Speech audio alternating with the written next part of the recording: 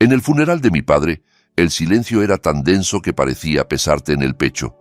Estábamos en una catedral enorme en Chicago, rodeados de la élite del mundo de la logística, pero mi cuñada Camila no estaba allí para llorar, estaba allí para reclamar el trono. Le arrebató el micrófono al sacerdote antes de que terminara la última oración. Su voz fue aguda, cortante, atravesando el aire solemne cuando anunció que mi hermano Esteban era oficialmente el nuevo director general de nuestro imperio de $600 millones. Sonreía, buscando aplausos entre los bancos, y entonces ocurrió. Un sonido retumbó por los altavoces de alta gama, una carcajada seca, fuerte, muy clara, que venía directamente de la dirección del ataúd de mi padre. No era un fantasma, era una grabación, pero el terror que se dibujó en la cara de mi hermano era muy, muy real. Déjame un comentario y dime desde qué ciudad me estás escuchando y qué hora es para ti ahora mismo. Me encanta saber quién forma parte de esta comunidad. Para entender por qué mi padre se estaba riendo desde la tumba, hay que retroceder unos 10 minutos. Esteban y Camila estaban tratando aquel funeral como si fuera una gala. No estaban de luto, estaban haciendo contactos, estrechando manos con una urgencia que rayaba en lo obsceno. Yo los observaba desde la primera fila, sintiendo cómo cada apretón de manos era un insulto más a la memoria de mi padre.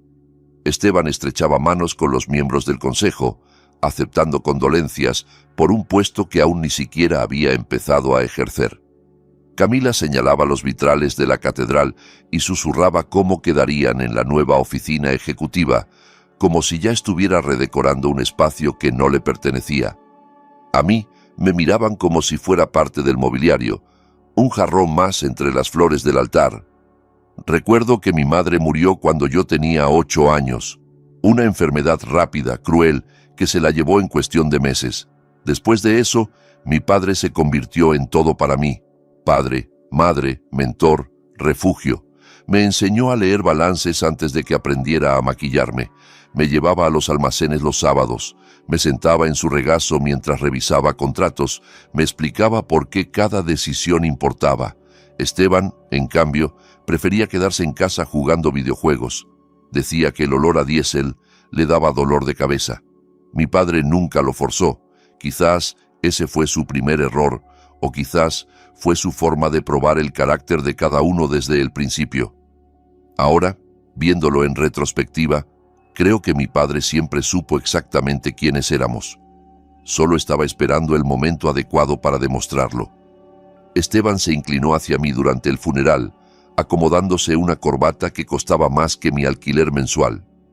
El olor de su colonia era empalagoso, demasiado dulce para un funeral, demasiado ostentoso para un momento de duelo. Me susurró al oído con esa voz que siempre usaba cuando quería hacerme sentir pequeña. No te preocupes, Verónica, te encontraremos un hueco en el sótano. Alguien tiene que encargarse del papeleo mientras los adultos manejan el negocio. Sonrió con esa suficiencia que había perfeccionado durante años de práctica. Me llamó obrera, una simple secretaria glorificada. Creía que era intocable porque era el hijo mayor, el heredero designado por la biología. Pensaba que la sangre en sus venas era una tarjeta de crédito sin límite, un pase VIP hacia un futuro que no había construido.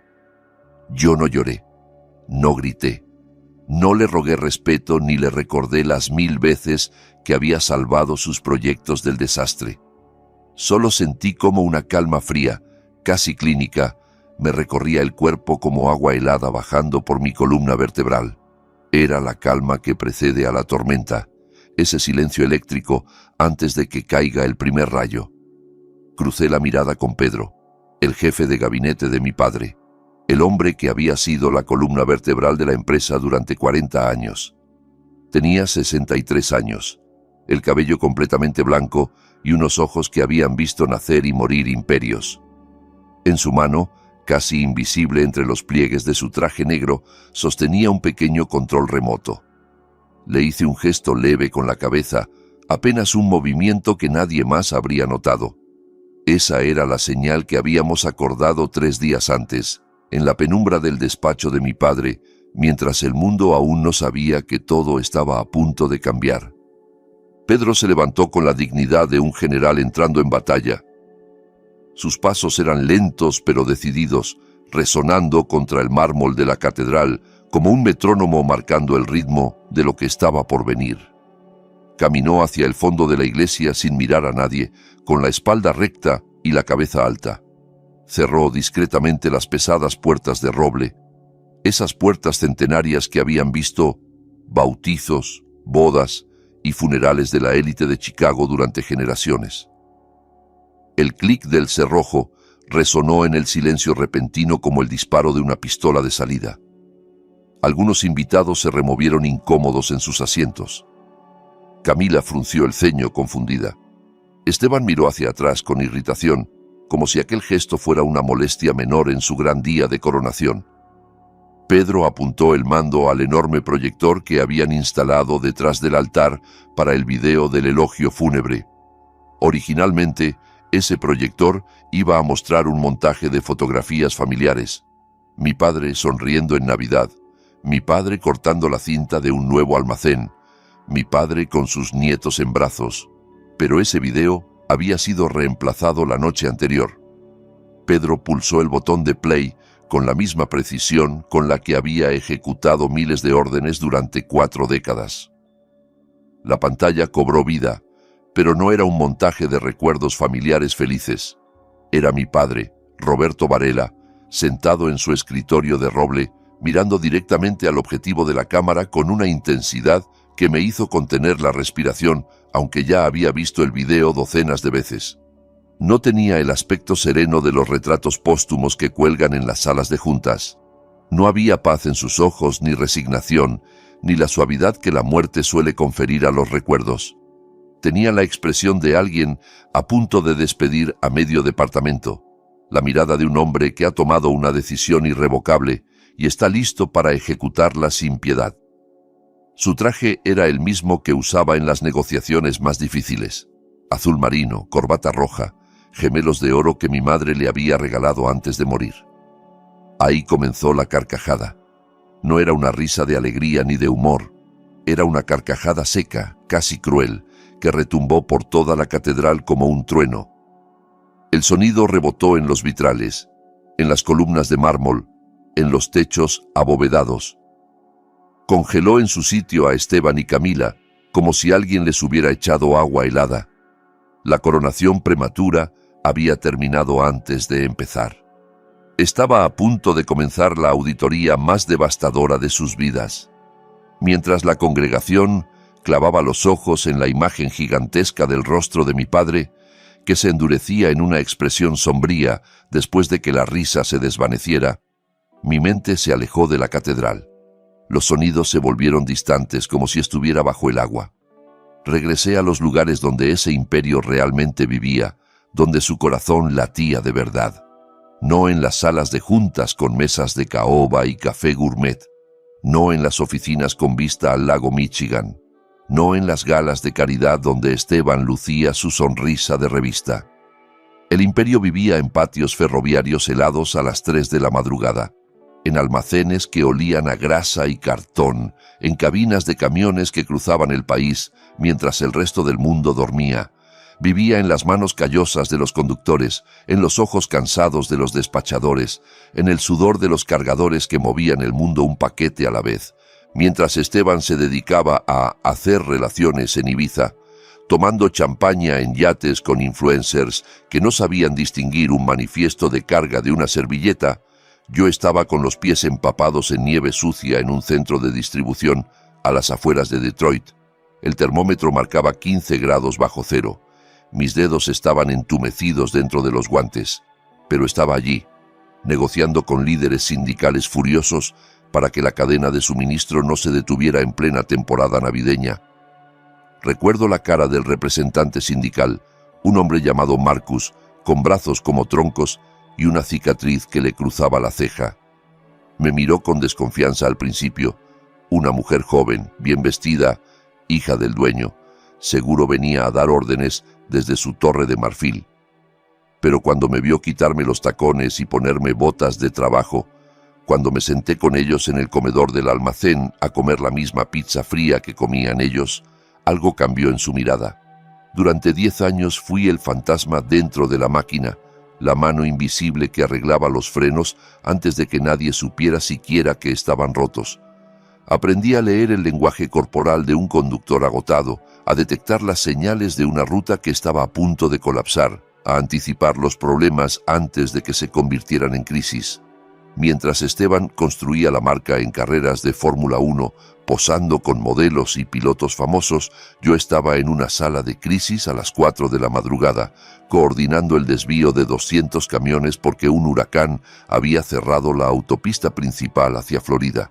Nadie me tomó fotos esa noche. Nadie publicó mi esfuerzo en redes sociales, pero 600 familias recibieron sus medicamentos a tiempo porque yo no dormí. Me perdí la boda de mi mejor amiga Carolina porque un cargamento de material médico se había quedado atascado en la aduana de Rotterdam.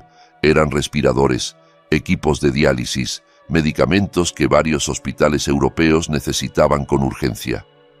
La burocracia aduanera amenazaba con retrasarlo todo 2 semanas. 2 semanas que algunos pacientes no tenían.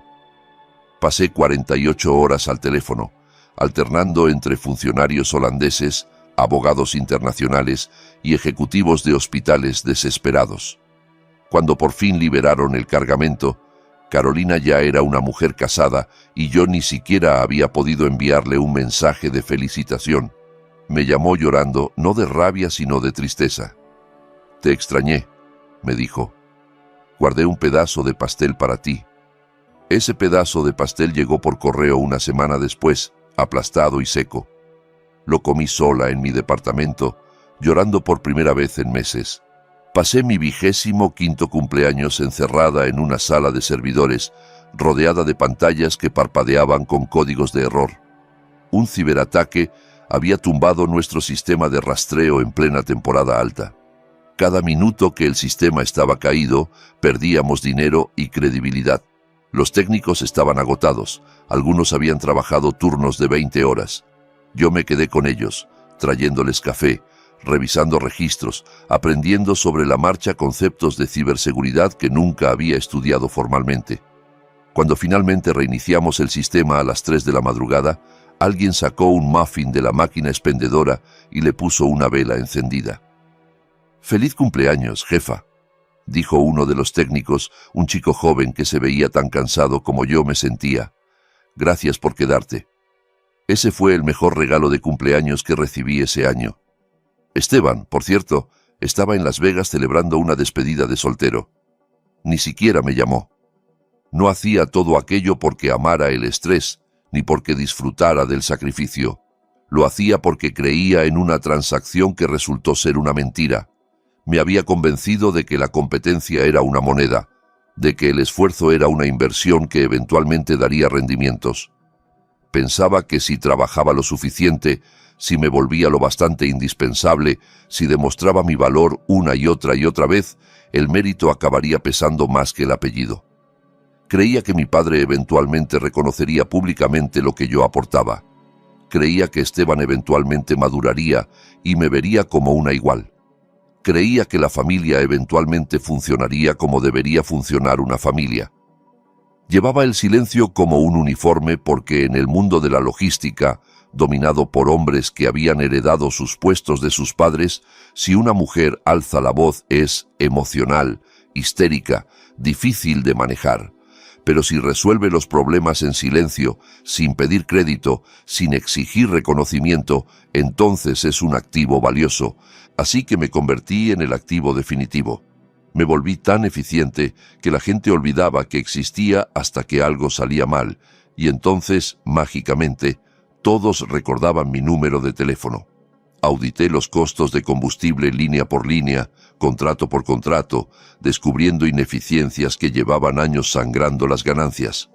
Optimicé las rutas de envío usando algoritmos que desarrollé con un equipo de ingenieros que contraté en secreto, sin pedirle permiso a nadie, porque sabía que Esteban vetaría cualquier gasto que no entendiera. Ahorré $12 millones en desperdicio operativo en un solo ejercicio fiscal. 12 millones que fueron directamente a las arcas de la empresa, que fortalecieron nuestras reservas, que nos permitieron sobrevivir cuando la competencia empezó a quebrarse durante la crisis económica. Nadie me dio las gracias. Nadie mencionó mi nombre en la junta de accionistas. El mérito, como siempre, fue absorbido por el apellido Varela como si fuera un derecho de nacimiento. Me repetía que eso era dignidad, que estaba pagando una deuda de gratitud con el apellido familiar, con el legado de mi padre, con la memoria de mi madre que nunca llegó a ver en qué se convertiría la empresa.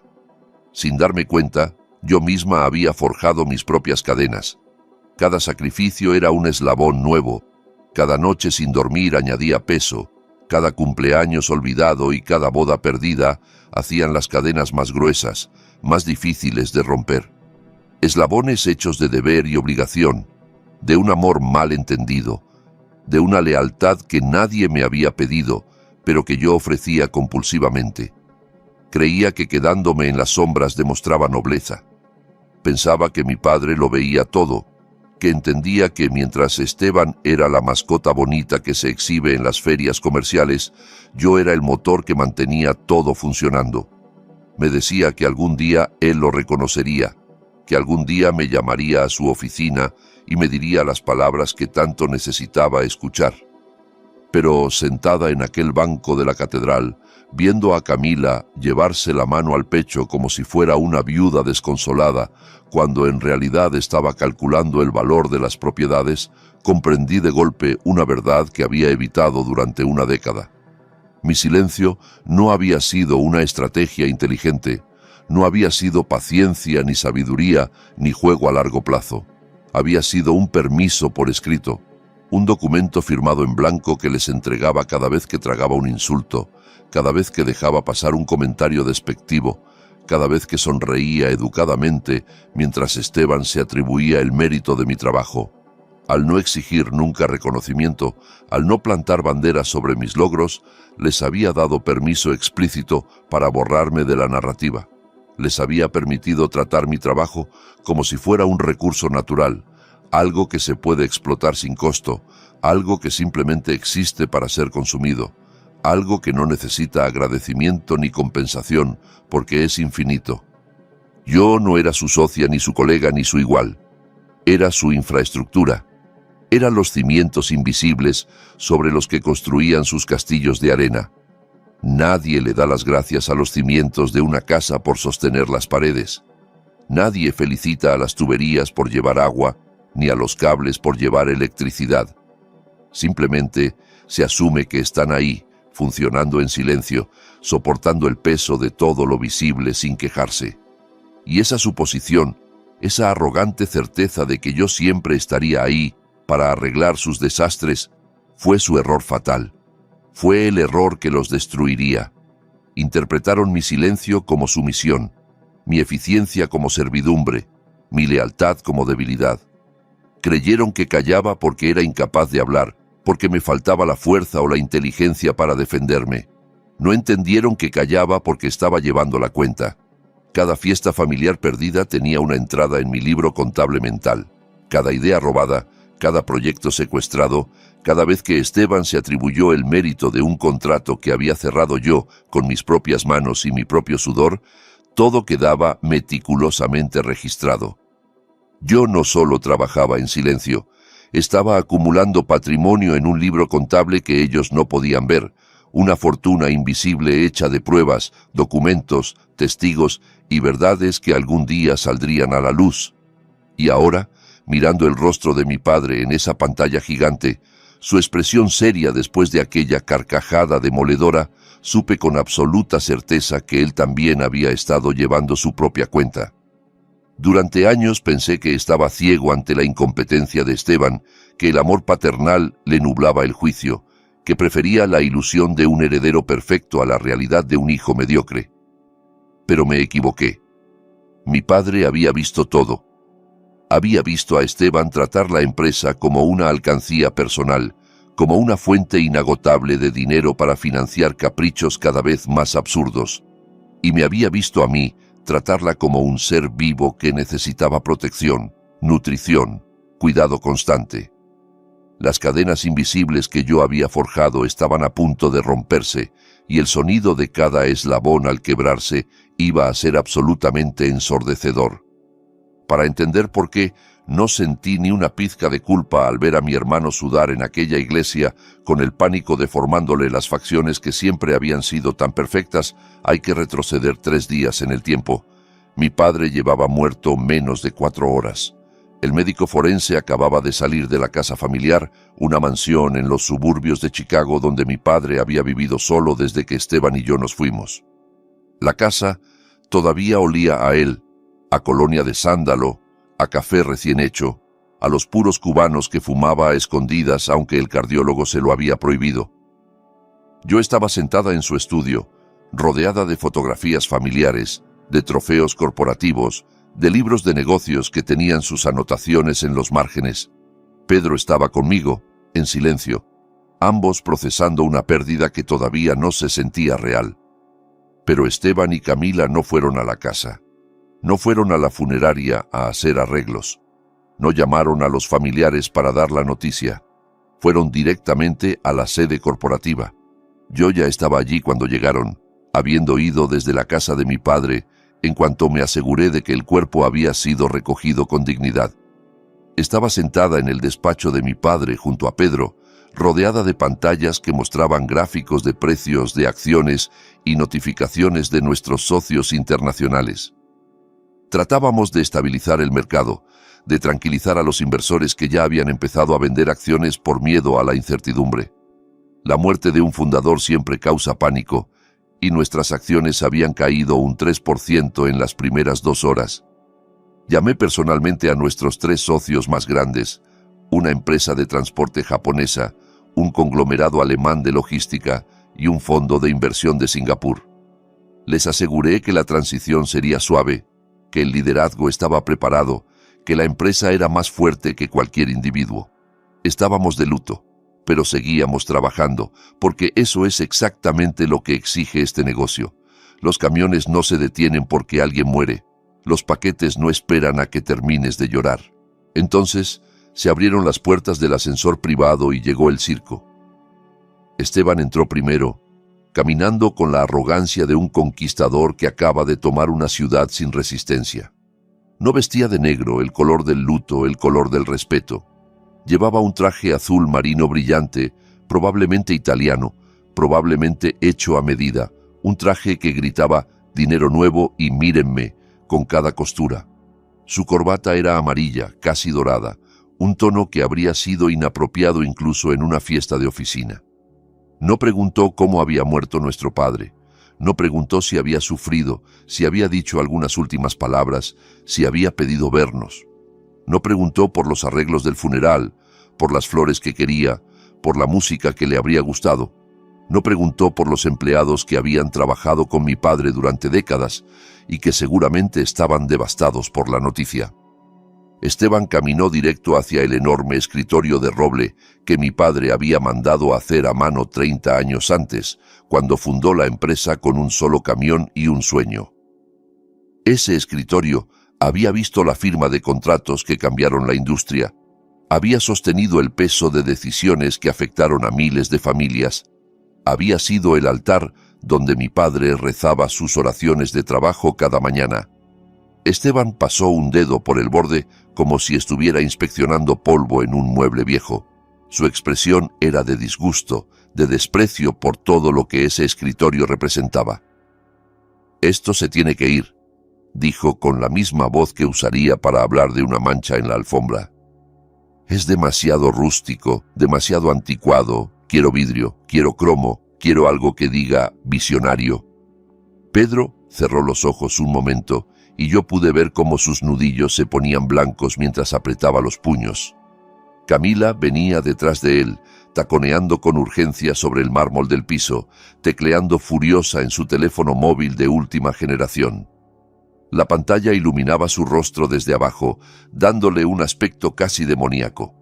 No estaba llamando a familiares para darles el pésame, no estaba coordinando con la funeraria, no estaba contactando al sacerdote ni a los músicos, ni a nadie que tuviera que ver con honrar la memoria de mi padre. Estaba llamando a una diseñadora de interiores. La escuché pedir algo moderno, algo que diga poder, algo que borre todo rastro del viejo régimen. Usó esas palabras exactas, viejo régimen, como si mi padre hubiera sido un dictador del que había que purgar hasta el recuerdo. «Hay que destripar todo este piso», anunció en voz alta, dirigiéndose a nadie en particular, pero asegurándose de que todos la escucháramos. «Huele a viejos y a diésel. Necesitamos una sala privada para reuniones exclusivas, una barra con barman de tiempo completo y quizá un helipuerto en la azotea. Esteban se merece una entrada como es debido». Pedro se levantó de su asiento con la dignidad de quien ha soportado demasiado durante demasiado tiempo. Su rostro estaba ceniciento, envejecido 10 años en las últimas 4 horas, pero todavía intentó ser la voz de la razón. Había conocido a Esteban desde que era un bebé, lo había visto dar sus primeros pasos en estos mismos pasillos. Le había comprado su primer helado cuando Esteban tenía 5 años y su madre estaba demasiado ocupada en un evento social. Pedro carraspeó y explicó con paciencia de santo que teníamos una crisis de liquidez que gestionar inmediatamente. Explicó que las acciones seguían cayendo. Explicó que los conductores sindicalizados estaban preocupados por sus pensiones, que había rumores de huelga, que la estabilidad de la empresa dependía de cómo manejáramos las próximas 72 horas. Intentó explicar que este no era momento de hablar de decoración, sino de supervivencia. Esteban se rió. No una risa incómoda, ni una risa de nervios. Una carcajada genuina, burlona, que resonó en las paredes del despacho como un insulto a todo lo que ese lugar representaba. Literalmente, se rió en la cara de Pedro, del hombre que le había enseñado a atarse los cordones cuando tenía 4 años, del hombre que lo había llevado al hospital cuando se cayó de la bicicleta a los 7, del hombre que había cubierto sus primeras metidas de pata en la empresa para que mi padre no se enterara. Esteban miró a Pedro con una mezcla de desprecio y diversión, como si estuviera viendo a un animal de circo que había olvidado su lugar. «Tranquilo, Pedro», dijo, arrastrando las palabras con condescendencia. «Tú casi ni vas a estar aquí de todas formas. Necesitamos sangre nueva en este lugar. Gente joven, gente moderna, gente que entienda hacia dónde va el mundo. Tú ya eres noticia vieja, amigo. Considéralo tu aviso de despido. Tienes hasta fin de mes para recoger tus cosas». Vi cómo algo se rompía en los ojos de Pedro. No era solo la herida del despido, aunque 40 años de servicio merecían más que un despido casual entre risas. Era la confirmación de todo lo que siempre había temido, que su lealtad no significaba nada, que su sacrificio era invisible, que había dedicado su vida a una familia que lo consideraba desechable. Pero Pedro no lloró, no suplicó, simplemente asintió una vez, con una dignidad que Esteban nunca podría comprar con todo el dinero del mundo, y volvió a sentarse. Luego Esteban se giró hacia mí. Yo sostenía en las manos un montón de manifiestos de envío urgentes, documentos que necesitaban firma inmediata, contratos que vencían esa misma noche. Esteban me los arrancó de los dedos con un movimiento brusco y los tiró al suelo. Las hojas se esparcieron por el mármol como hojas de otoño, meses de trabajo desparramados sin ningún respeto. «Y tú, Verónica», dijo mi hermano, con un desprecio que le torcía la boca en una mueca cruel. «Necesitamos una cara de verdad para esta empresa, alguien con carisma, alguien que sepa hablar con la prensa, alguien que no parezca una bibliotecaria. Tú puedes quedarte para llevar los archivos y pedir el café. Se te da bien lo aburrido. Eres como una secretaria glorificada, ¿verdad? Solo mantén las luces encendidas mientras yo me gasto las ganancias». Camila soltó una risita desde el fondo de la oficina, sin levantar la vista de su teléfono, como si el insulto fuera un chiste particularmente gracioso. Esteban se sentó en la silla de mi padre, la silla que todavía conservaba la forma de su cuerpo, y puso los pies sobre el escritorio de roble. «Esta silla es bastante cómoda», concedió. «Quizá la conservemos, pero el resto tiene que irse». Pasaron la siguiente hora hablando de planes que habrían horrorizado a mi padre. Hablaban de liquidar la flota de camiones para comprar una villa en la Toscana, porque el trabajo remoto es el futuro y no necesitamos oficinas físicas. Hablaban de vender los almacenes de distribución para invertir en criptomonedas, porque es el único activo que realmente importa. Hablaban de despedir al 40% de la fuerza laboral, porque la automatización se encargará de todo, aunque no tenían ni idea de cómo funcionaba la automatización ni cuánto costaba implementarla. Hablaban de desmantelar un legado de 50 años, de destruir todo lo que mi padre había construido con sus propias manos para financiar unas vacaciones permanentes disfrazadas de visión empresarial. Eran reyes de papel, monarcas de cartón que habían confundido la corona con el poder. Pensaban que el título de director general les daba automáticamente la autoridad, el respeto, la capacidad de liderar. No entendían que el poder real, el poder duradero, nace del respeto de la gente a la que diriges. Nace de las noches que pasas junto a tus empleados cuando hay una crisis. Nace de conocer los nombres de los hijos de tus conductores. Nace de recordar quién está enfermo, quién acaba de ser padre, quién necesita un adelanto de sueldo para pagar una emergencia médica. Y en 60 minutos de arrogancia desenfrenada, en una hora de desprecio y fantasías de grandeza, Esteban y Camila habían perdido hasta la última gota de ese respeto. Cada empleado que pasaba por el pasillo escuchaba fragmentos de su conversación. Cada secretaria, cada analista, cada gerente que entraba a hacer una pregunta salía con la mandíbula apretada y los ojos llenos de furia silenciosa. Yo no discutí con ellos. No les grité que estaban locos, que estaban destruyendo todo, que eran unos inconscientes jugando con el sustento de miles de familias. No les recordé las veces que había salvado sus proyectos del desastre, las noches sin dormir, los sacrificios invisibles. En lugar de eso, me agaché en silencio y recogí los papeles del suelo, uno por uno, con movimientos lentos y deliberados. Los ordené en un montón perfecto, alisando las esquinas dobladas, asegurándome de que cada documento estuviera en su lugar correcto. Mientras lo hacía, levanté la vista y miré a Pedro. Nuestros ojos se encontraron, y en ese instante pasó entre nosotros una conversación completa sin que se pronunciara una sola palabra. Vi fuego en sus ojos, una determinación que yo conocía muy bien porque la veía cada mañana en el espejo. Ese fue el momento exacto en que nació el plan. No con palabras, no con conspiraciones susurradas, sino con una mirada que decía, ya es suficiente. Ellos querían el título. Bien, podían quedarse con el título, enmarcarlo, colgarlo en la pared de su villa toscana.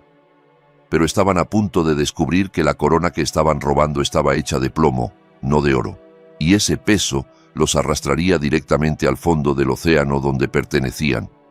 Esa misma noche, después de que Esteban y Camila se fueron a celebrar su victoria en un restaurante de 5 estrellas, Pedro y yo nos quedamos en la oficina.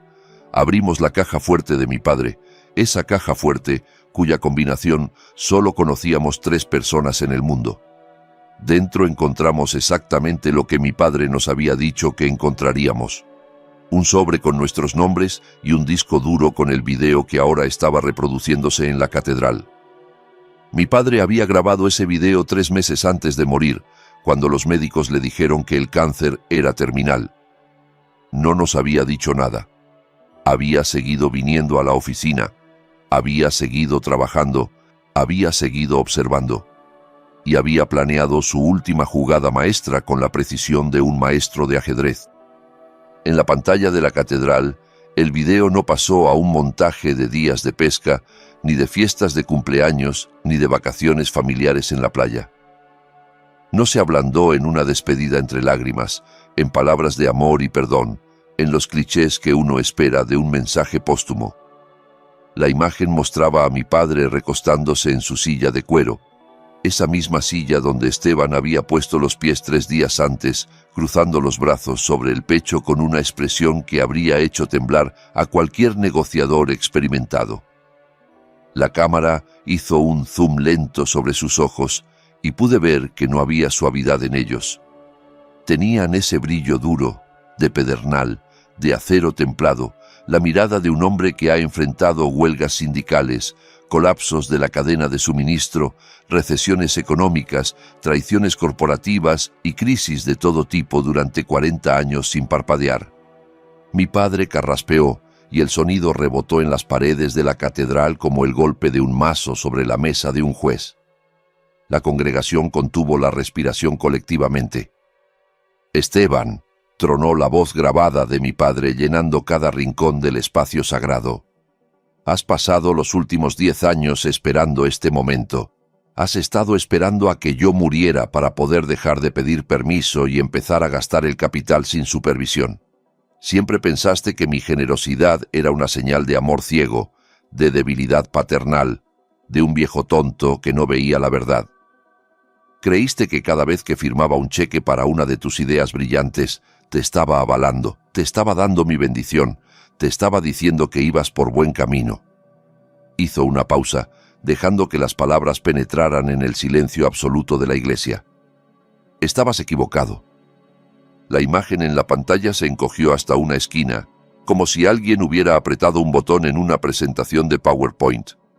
En su lugar, apareció una fotografía de alta resolución de una enorme hoja de cálculo. Las filas aparecían marcadas en rojo sangre, un rojo que gritaba peligro, un rojo que no dejaba lugar a interpretaciones ambiguas. Era un libro mayor de pecados. Cada fila era una inversión fallida, cada columna era un sueño de grandeza convertido en pesadilla financiera, cada número rojo era dinero tirado al vacío. «Repasemos tu portafolio de inversiones», continuó mi padre con una voz seca, casi clínica, la voz de un auditor leyendo un informe devastador. Punto 1. El club nocturno en Miami Beach. Me dijiste que era una inversión cultural, una forma de posicionar la marca Varela en el mundo del entretenimiento de lujo. Costo total, $2.400.000.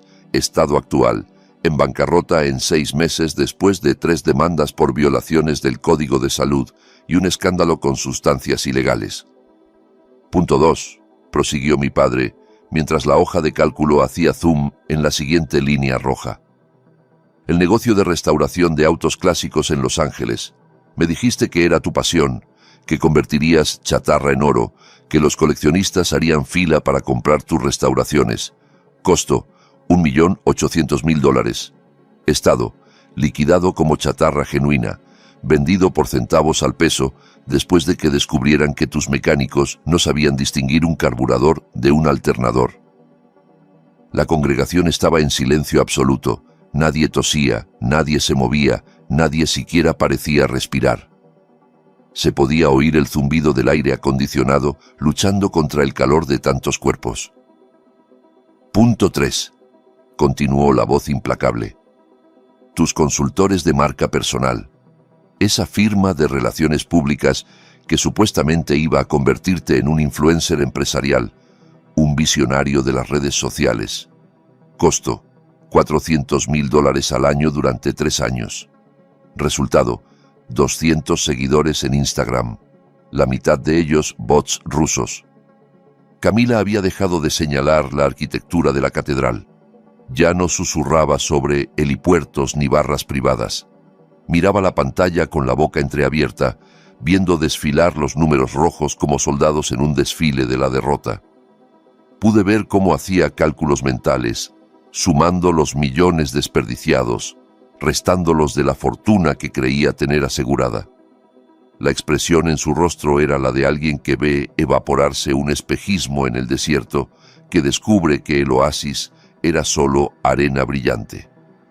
La gente me decía que te estaba malcriando, siguió mi padre desde la pantalla, con un tono que se había vuelto casi conversacional, como si estuviera contando una anécdota en una cena familiar. Amigos, socios, incluso tu propia madre antes de morir, me advertían que te iba a arruinar dándote todo lo que pedías. Decían que estaba creando un monstruo convencido de que todo se lo deben, un niño que nunca aprendería el valor del esfuerzo porque nunca había tenido que esforzarse. Pero se equivocaban, continuó mi padre, y una sonrisa fría cruzó su rostro en la pantalla. No te estaba malcriando, hijo. Te estaba poniendo a prueba. Estaba haciendo un estudio de viabilidad de tu carácter. Te di recursos prácticamente ilimitados para ver qué harías con ellos. Quería saber si construías algo duradero o si simplemente lo quemabas todo en una hoguera de vanidad. Quería ver si el niño de oro podía convertir el plomo en oro de verdad, como prometías en cada propuesta que me traías, o si solo pintarías todo de amarillo brillante y lo llamarías éxito mientras el mundo se reía a tus espaldas. Era la maldición del hijo dorado proyectada en pantalla gigante ante toda la élite de Chicago. El favoritismo percibido, los regalos excesivos, la indulgencia paternal que todos habían criticado durante años, todo revelado como una prueba elaborada, un experimento de décadas de duración. Mi padre no había sido ciego ante la incompetencia de Esteban. La había estado documentando meticulosamente, archivando cada fracaso, guardando cada recibo, esperando el momento perfecto para revelar la verdad. Le dio a su propio hijo toda la cuerda que pedía, y Esteban se hizo el nudo alrededor del cuello con sus propias manos, sin siquiera darse cuenta de lo que estaba haciendo. «Reprobaste la prueba, Esteban», sentenció mi padre, y su voz era como el filo de una guillotina cayendo. «Reprobaste espectacularmente. No solo fracasaste en construir algo, fracasaste en mantener lo que otros habían construido. No solo perdiste dinero, perdiste la oportunidad de demostrar que eras más que un apellido». La hoja de cálculo desapareció de la pantalla, reemplazada de nuevo por el rostro de mi padre en primer plano. Sus ojos brillaban con algo que podría haber sido tristeza o podría haber sido satisfacción. Era imposible distinguirlo. «Pero hay algo que parece que has olvidado en medio de todas tus celebraciones prematuras y tus planes de grandeza», dijo, bajando la voz hasta un susurro que paradójicamente se sintió más fuerte que un grito. «Soy empresario, Esteban. He sido empresario desde antes de que tú nacieras, y los empresarios no regalamos capital sin papeles de por medio, jamás. ¿Te acuerdas de esos contratos estándar?», continuó mi padre casi con dulzura, «que Pedro te hacía firmar cada vez que te transfería dinero? Esos documentos que él te presentaba y tú firmabas sin leer mientras mirabas el reloj, ansioso por ir a gastar lo que acabas de recibir. Nunca los leíste, ¿verdad? Ni una sola vez. Estabas demasiado ocupado descorchando champaña para celebrar cada transferencia. Si los hubieras leído, si hubieras prestado atención a lo que firmabas como hace cualquier adulto responsable, sabrías algo muy importante». Mi padre sonrió en la pantalla, una sonrisa que enviaba escalofríos por la espalda, una sonrisa que no tenía nada de paternal ni de tierna. Era la sonrisa de un tiburón que huele sangre en el agua, la sonrisa de un cazador que finalmente tiene a su presa en la mira. «No eran regalos, Esteban», pronunció cada palabra como si fuera una sentencia judicial. «Eran préstamos, préstamos legalmente vinculantes contra tu herencia futura, y según mis cuentas, según las cuentas que mis abogados han verificado 3 veces, ya te la gastaste entera hasta el último centavo».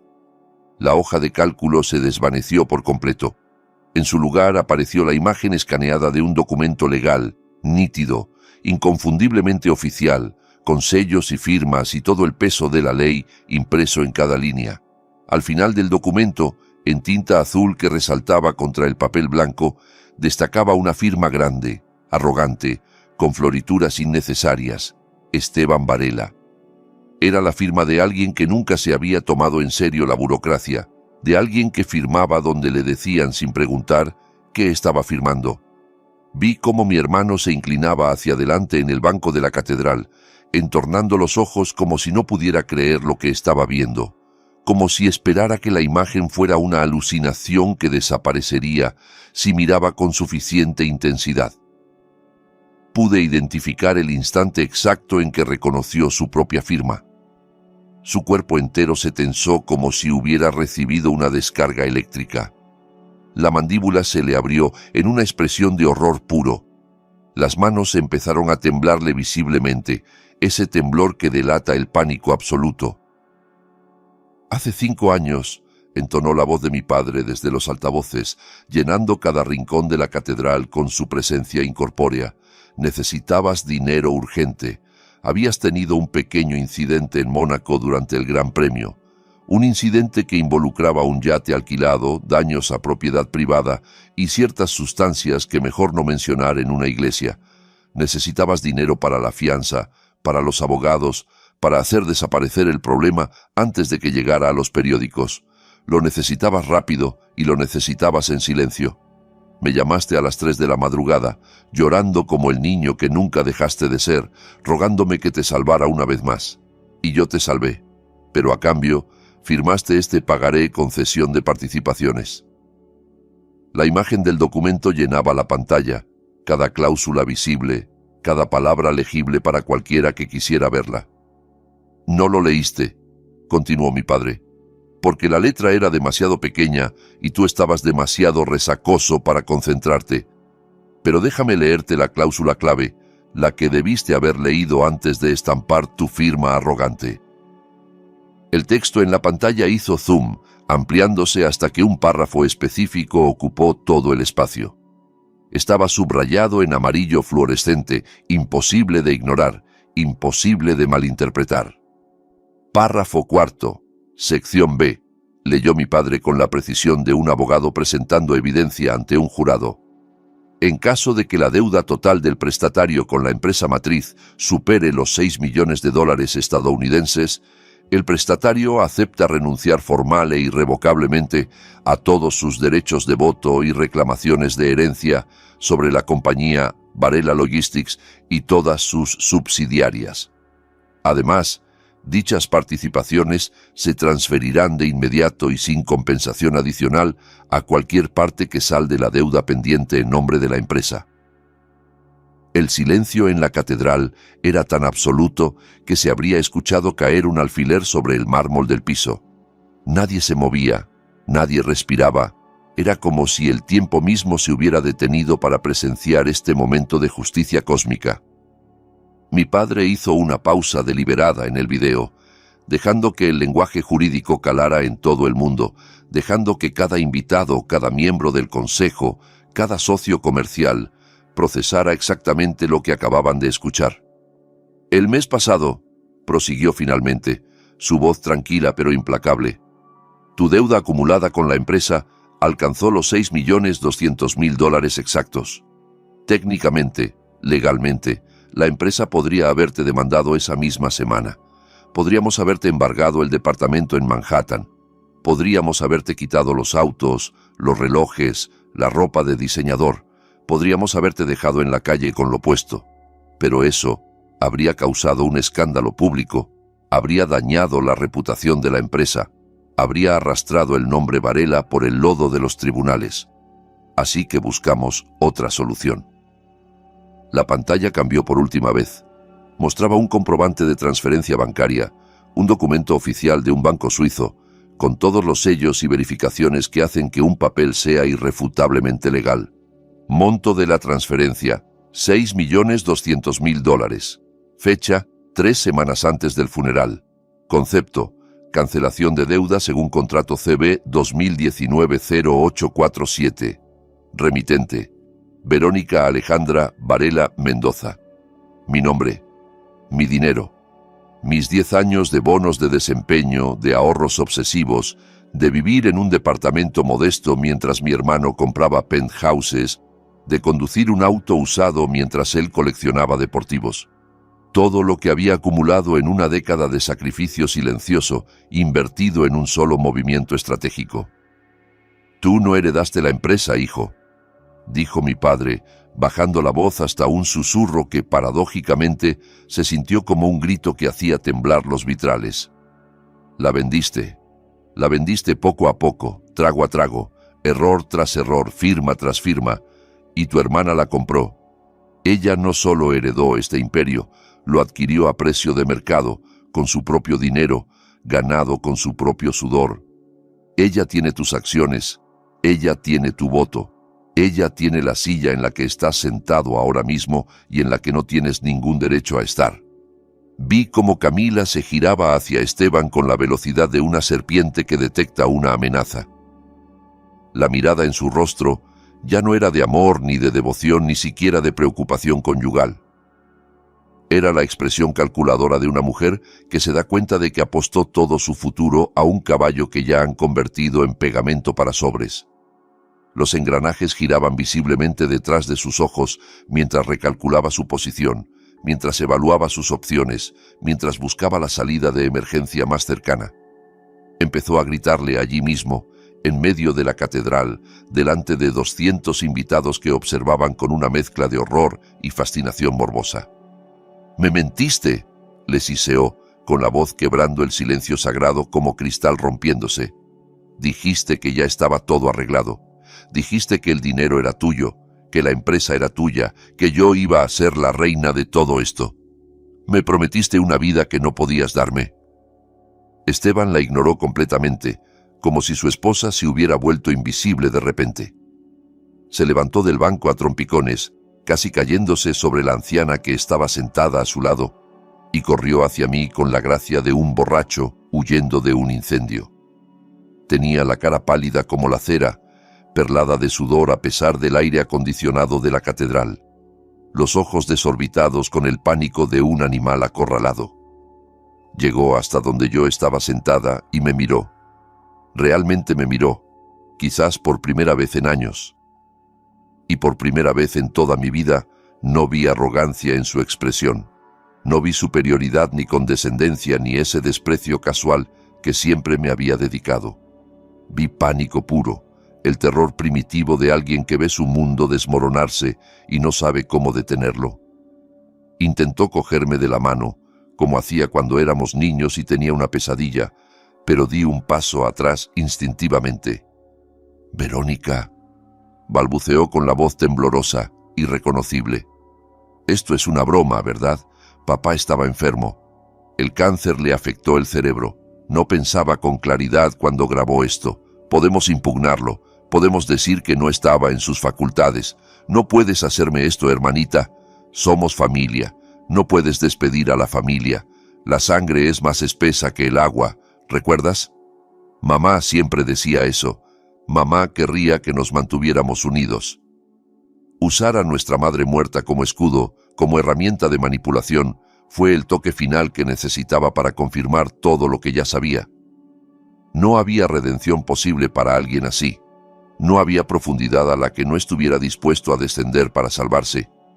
Lo miré de verdad como no lo había mirado en años, y me di cuenta de algo profundo que cambió mi perspectiva para siempre. Durante años me había intimidado él y también su esposa.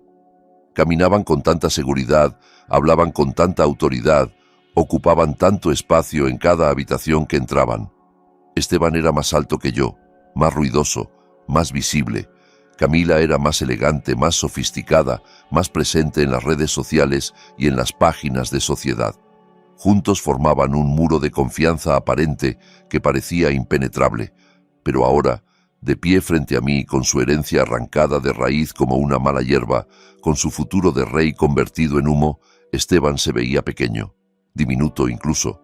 Parecía un niño disfrazado con la ropa de su padre, jugando a ser adulto, interpretando un papel que nunca había entendido. Comprendí entonces con una claridad cristalina que su poder nunca había sido real.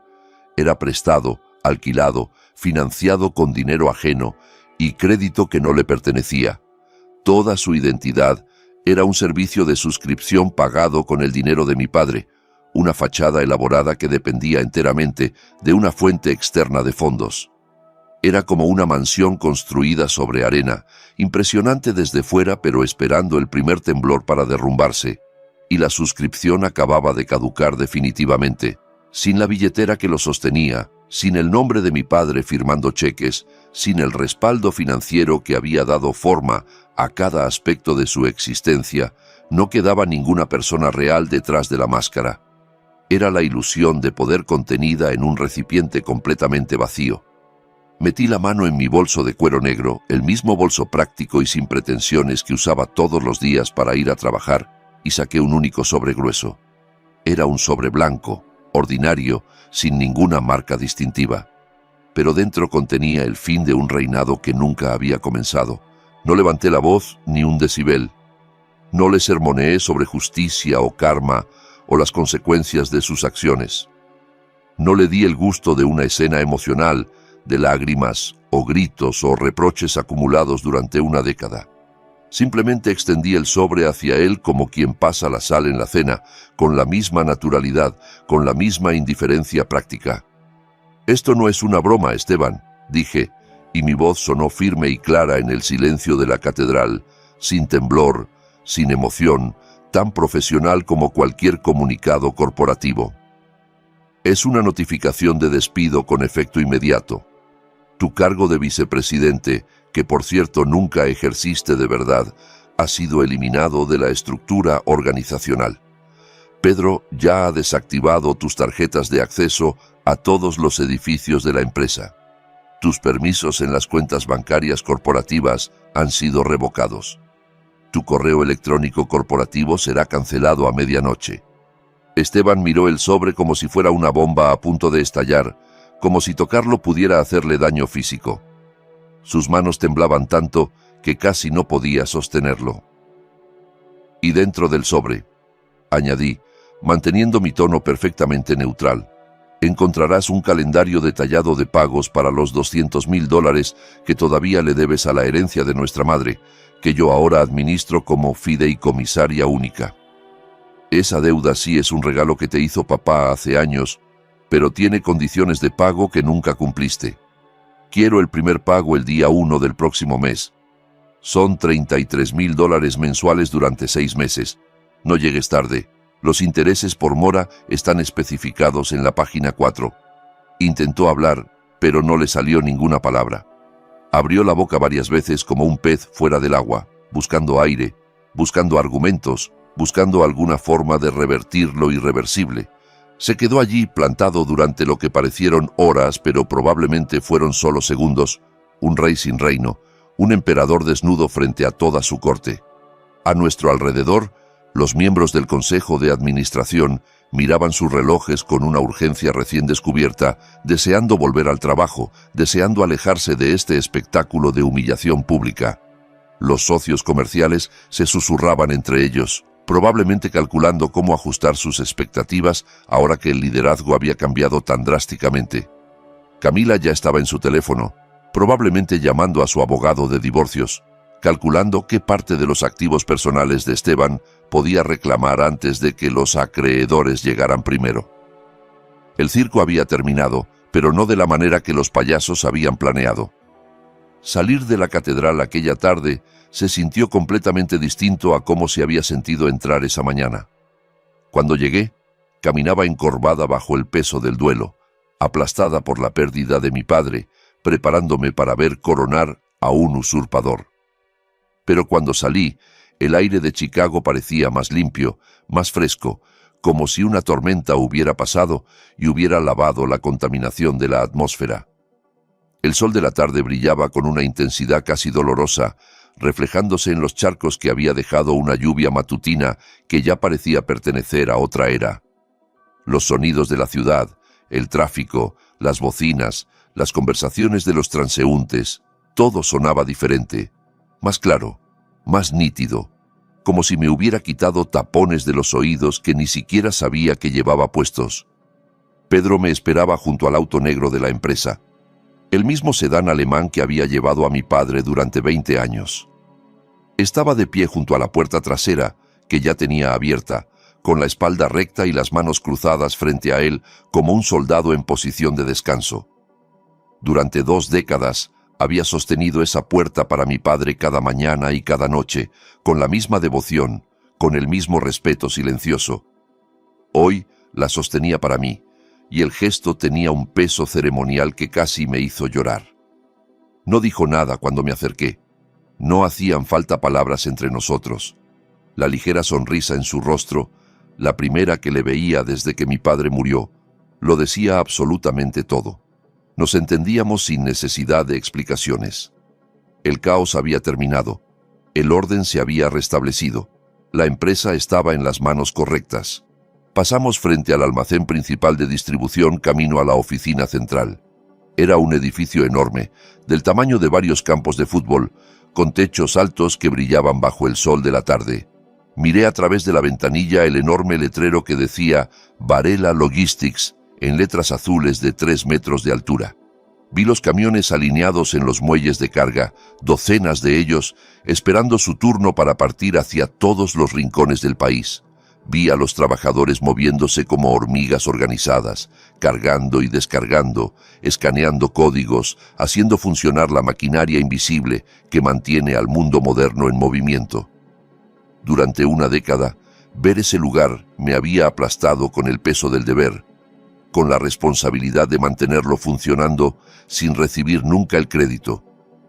Cada vez que pasaba por aquí, me preguntaba si valía la pena, si alguien además de mí entendía lo que costaba mantener todo esto en pie. Pero aquel día, mirando el almacén a través del cristal tintado, sentí algo completamente diferente.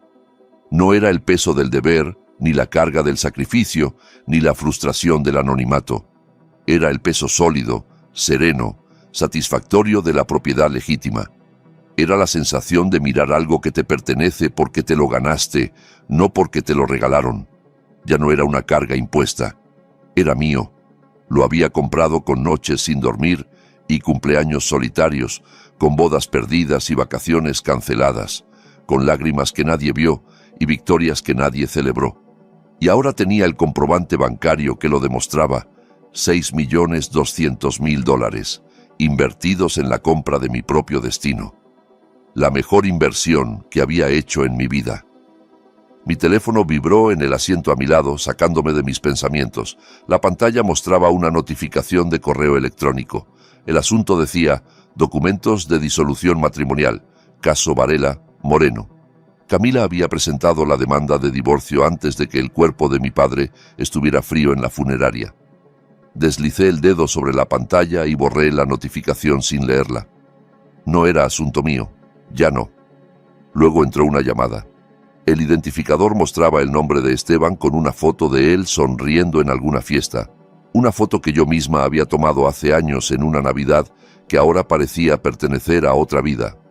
Miré la pantalla durante 3 tonos, viendo su nombre parpadear, imaginando su voz suplicante al otro lado. Luego apreté el botón rojo y bloqueé el número permanentemente. No sentí culpa.